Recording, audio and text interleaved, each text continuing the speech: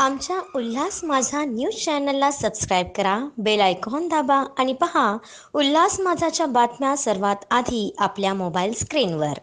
Adharwadi sports complex बाहेर कचऱ्याने तुडुंब भरलेल्या गाड्यांच्या रांगा, आजूबाजूच्या परिसरात दुर्गंधीचे साम्राज्य.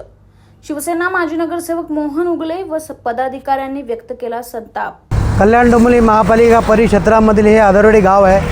70 वर्ष जुनं गाव आहे. या गावाच्या आजूबाजूला गगनचुंबी इमारती झालेल्या आहेत आणि हा मुख्य रस्ता आहे स्मार्ट सिटीमधला.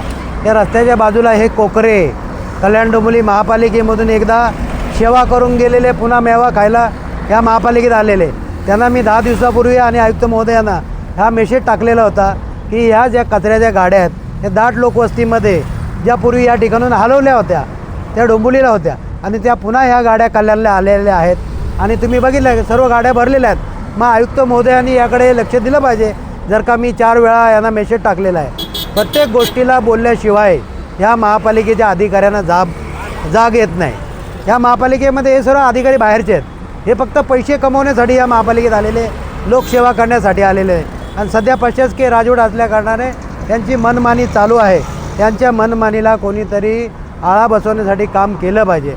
त्या दृष्टीने आमच्या वरिष्ठ लोकांशी आम्ही चर्चा वेळोवेळी केलेली आहे. तर त्या दृष्टीने आज आमचा नाईलाज झाला. त्यामुळे या ठिकाणी तुम्हाला सर्वांना बोलवायला लागलेलं आहे.